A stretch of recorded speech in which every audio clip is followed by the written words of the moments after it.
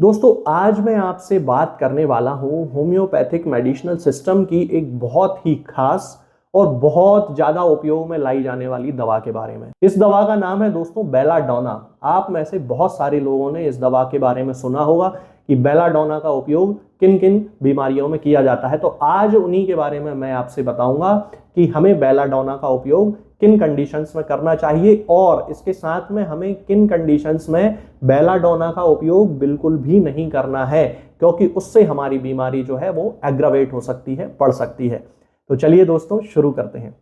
सबसे पहली कंडीशन जो कि बेलाडोना का इंडिकेटिव सिम्टम है वो ये है कि कोई भी बीमारी बिल्कुल एकदम अचानक से आती है और बहुत तेजी के साथ बढ़ती है। जैसे कि कल रात तक बिल्कुल सब कुछ ठीक था, सुबह सो के उठे और बहुत तेज फीवर है। किसी भी पेशेंट को बहुत तेज अचानक से फीवर आ गया। हमारे घर परिवार में लोग कहते हैं कि रात में तो अच्छे सोए थे, सुबह सोकर उठे और एकदम से बहुत तेज बुखार आया। बच्चा रात में बहुत अच्छा सोया था और सुबह देखा तो पूरा शरीर उसका तप रहा था, बहुत ज्यादा गर्म हो रहा था। इस कंडीशन में यदि उस व्यक्ति को, उस पेशेंट को, उस बच्चे को फीवर है, एकदम से फीवर आया और अचानक से फीवर बहुत तेज हो गया, तब इस तरह के सडन ऑनसेट ऑफ डिसीज जिसे कहते हैं, अचानक से आने वाली समस्या, अचानक से आने वाली बीमारी में हमेशा हमें बेलाडोना का उपयोग करना है। अब हमें बुखार के वे केसेस जो अचानक आते हैं उनमें इसका उपयोग करना है, ना कि वे केसेस जो धीरे धीरे बहुत ज्यादा बढ़ते हैं। मैंने देखा है कि बहुत सारे फिजिशियंस टाइफाइड के केस में बेलाडोना का उपयोग करते हैं। हमें टाइफाइड में बेलाडोना का उपयोग नहीं करना है, क्योंकि बेलाडोना का सिम्टम अचानक आता है, जबकि टाइफाइड सभी लोग बहुत अच्छे से जानते हैं कि टाइफाइड जो है वो धीरे धीरे डेवलप होने वाली बीमारी है। 7 दिन, 8 दिन, 10 दिन, 15 दिन, इस तरह से धीरे धीरे उसकी बीमारी बढ़ती है। तो हमें इस कंडीशन में बेलाडोना का उपयोग नहीं करना है। वे बुखार जो कि अचानक से आते हैं, जैसे मान लीजिए कि आप बारिश में भीग गए, आप बारिश का मौसम अभी चल रहा है, बारिश में आप भीग गए और रात में आप अच्छे सोए थे, सुबह अचानक से बुखार आ गया, तो पहली अवस्था में हमें बेलाडोना का उपयोग करना चाहिए। अब इसका जो फीवर होता है दोस्तों वो बहुत ज्यादा तेज फीवर होता है। यदि हम उस पेशेंट को टच करते हैं, छूने की कोशिश करते हैं, तो एकदम से हमें अपना हाथ हटाना पड़ता है, क्योंकि उसका शरीर बहुत ज्यादा तेज बुखार के साथ जल रहा होता है। 102 103 डिग्री का बुखार होता है। तब उस कंडीशन में हमें बेलाडोना का उपयोग करना है। इसके बाद इसका दूसरा सिम्टम होता है कि जब भी किसी व्यक्ति को बेलाडोना की जरूरत है तो आप देखेंगे कि उसकी बॉडी में, उसके चेहरे पे, उसके शरीर पे एक फॉल्स प्लीथोरा डेवलप हो गया है। फॉल्स प्लीथोरा का मतलब कि उसका जो शरीर है वो अननेसेसरी रूप से, बिना किसी कारण के लाल पड़ने लगा है। जैसे कि उसके शरीर में अचानक से लालपन बढ़ गया, खून उसका बढ़ गया हो, तो उसका चेहरा आप देखेंगे तो एकदम से लाल लाल आपको लगेगा, हाथ पैर देखेंगे तो आपको लाल लाल लगेगा।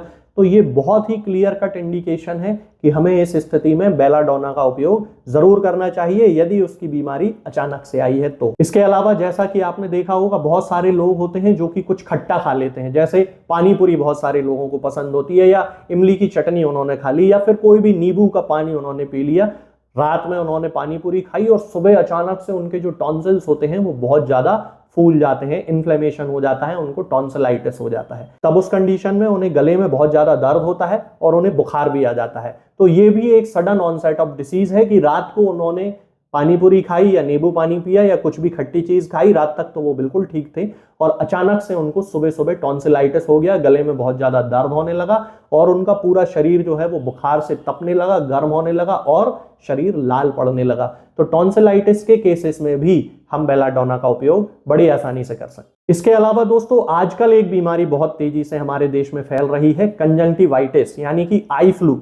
तो आई फ्लू के केसेस भी ठीक इसी तरह के होते हैं कि अचानक से उनकी आंखें आने लगती हैं, एक सडन ऑनसेट होता है आई फ्लू का, आंखें एकदम से लाल पड़ने लगती हैं, आंखों से बहुत ज्यादा कीचड़ आने लगता है, आंखों में दर्द होने लगता है, जलन पड़ने लगती है और सूजन आ जाती है और आंखें बिल्कुल लाल पड़ जाती हैं। तो ये सभी सिम्टम बेलाडोना को इंडिकेट करते हैं। तब उस कंडीशन में हम बेलाडोना का उपयोग भी कंजंक्टिवाइटिस के केसेस में कर सकते हैं। इसके अलावा दोस्तों गठिया के वे केसेस जो कि ठंड के मौसम में अचानक से बढ़ जाते हैं, जैसे कि रात में पेशेंट सोया था, ठंड एकदम से बढ़ गई, रात का मौसम था, ठंड अचानक बढ़ी और सुबह सुबह उसे गठिया का दर्द होने लगा। ये जो दर्द होता है गठिया का, पेशेंट को उस समय जोड़ों में इतना दर्द होता है कि वो अपने जॉइंट्स को, वो अपने जोड़ों को किसी को टच नहीं करने देता। उसे इतना दर्द है कि उसको ऐसा लगता है कि यदि कोई उसे टच करेगा तो दर्द और बढ़ जाएगा। तो उस कंडीशन में यदि किसी पेशेंट को गठिया की शिकायत है, आर्थराइटिस की शिकायत है, जॉइंट पेन की शिकायत है, घुटने में दर्द हो सकता है, उंगलियों के जोड़ों में दर्द हो सकता है, कंधे में दर्द हो सकता है, एंकल्स में दर्द हो सकता है, तब उस कंडीशन में हमें बेलाडोना का उपयोग जरूर करना चाहिए। इसके बाद आता है दोस्तों माइग्रेन।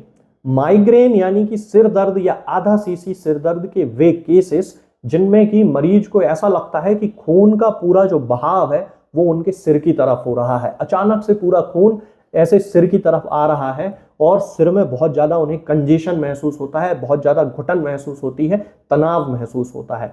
तो माइग्रेन के इस तरह के केसेस में जहां की पेशेंट को पूरे हेड में सेंसेशन ऑफ फुलनेस होता है, यानी कि पूरे सिर में तनाव और भराव महसूस होता है, तब उस कंडीशन में भी हम बेलाडोना का उपयोग बड़ी आसानी से कर सकते हैं।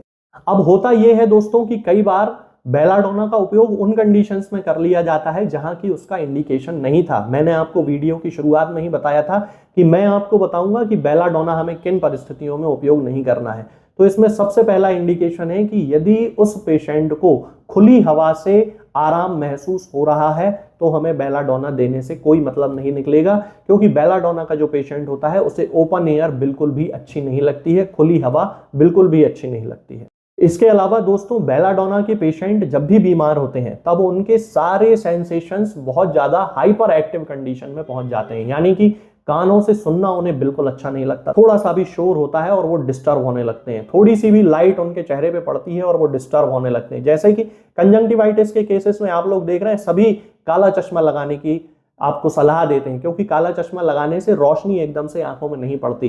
तो ये यदि एग्रावेशन हो रहा है तो भी बेलाडोना का एक सिम्टम है कि प्रकाश से यानी कि लाइट से उस पेशेंट को एग्रावेशन होता है, तब उस कंडीशन में भी हमें नहीं करना है। अच्छा, पेशेंट की बॉडी भी ओवर सेंसिटिव है, स्किन भी ओवर सेंसिटिव है, तो जैसा मैंने आपको बताया कि उसको अगर हम टच करते हैं तो उसका एग्रावेशन होता है। तो ये जो सारे सिम्टम्स हैं ये हमें बेलाडोना की ओर इंडिकेट करते हैं कि यदि ये सिम्टम किसी पेशेंट में पाए जाते हैं तो हम उसको बेलाडोना दे सकते हैं। अब यदि हम इसकी पोटेंसी की बात करते हैं तो बेलाडोना की सबसे अच्छी शुरुआत हमेशा 30 पोटेंसी से करनी चाहिए। 30 पोटेंसी की 2-2 बूंद दिन में 3 बार सुबह दोपहर शाम सीधे जीभ पे रखे पेशेंट को हम दे सकते हैं। उससे जो सिम्टम्स हैं, जो उसकी बीमारियां हैं, जो उसकी समस्या है वो धीरे धीरे ठीक होने लगती हैं। तो खास तौर से यदि देखा जाए तो बेलाडोना जो है वो एक्यूट कंडीशंस की मेडिसिन है कि यदि कोई सडन ऑनसेट वाली बीमारी है तब उस कंडीशन में हमें बेलाडोना का उपयोग करना है। इसके अलावा हम 200 पोटेंसी का भी उपयोग कर सकते हैं, 1 M पोटेंसी का भी उपयोग कर सकते हैं, लेकिन उन अवस्थाओं में हमें सबसे पहले डॉक्टर्स से कंसल्ट करना चाहिए, क्योंकि ऐसे बहुत सारे केसेस होते हैं जहां पे हाई पोटेंसीज एग्रावेट करती हैं। तो एक डॉक्टर इन चीजों को समझ सकता है कि हमें कब 200 पोटेंसी का उपयोग करना है और कब 1 M या 10 M पोटेंसी का उपयोग करना है। तो ये जो बेलाडोना है ये आपको किसी भी होम्योपैथिक मेडिकल स्टोर पे बड़ी आसानी से मिल जाएगी, किसी भी होम्योपैथिक फार्मेसी से आप मंगा सकते हैं, ऑनलाइन किसी प्लेटफॉर्म से भी आप मंगा सकते हैं। लेकिन मैं किसी भी पेशेंट को ना ही कोई दवा बेचता हूं और ना ही भेजता हूं, ये मैं अपने हर वीडियो में आपको बताता हूं, क्योंकि आप लोग बहुत सारे मैसेज करते हैं हमारे ऑफिस में कि हमें ये दवा चाहिए, आप हमें भेज दीजिए। मैं केवल एक कंसल्टेंट फिजिशियन हूं, मेरी कोई फार्मेसी नहीं है। हालांकि बहुत सारे डॉक्टर्स अपने क्लिनिक से दवाएं भेजते हैं, लेकिन मैं ये चाहता हूं कि मैं अपने हर पेशेंट को जो है वो प्रिस्क्रिप्शन दूं, ताकि उसके पास ये जानकारी रहे कि उसे क्या दवाएं दी जा रही हैं। तो ये आप ऑनलाइन मंगा सकते हैं। आज के इस वीडियो में फिलहाल इतना ही। आगे के वीडियोस में मैं आपसे बात करूंगा कुछ नई बीमारियों और उनकी होम्योपैथिक दवाओं के बारे में। तब तक के लिए जय हिंद, जय भारत। दोस्तों, होम्योपैथिक दवाओं को खाने का सबसे अच्छा तरीका होता है कि हम हमेशा खाली पेट इन दवाओं को खाएं। जिन दवाओं को दिन में केवल एक बार खाना है उन्हें सुबह खाली पेट खा लेना चाहिए, मुंह में अच्छे से कुल्ला करके, गार्गल्स करके मुंह को साफ कर लेना चाहिए और उसके बाद हमें होम्योपैथिक दवाई खा लेना चाहिए।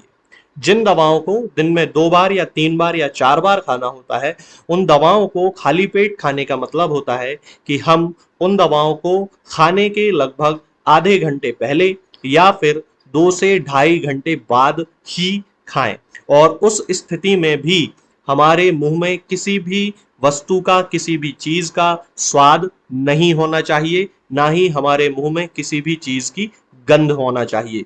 जिससे कि ये होम्योपैथिक दवाएं हमारे शरीर पर बहुत अच्छे तरीके से काम कर सकती हैं। तो हमें हमेशा ये ध्यान रखना है कि जब भी हम होम्योपैथिक दवा खाएं, हमेशा खाली पेट खाएं और हमारे मुंह में किसी भी चीज का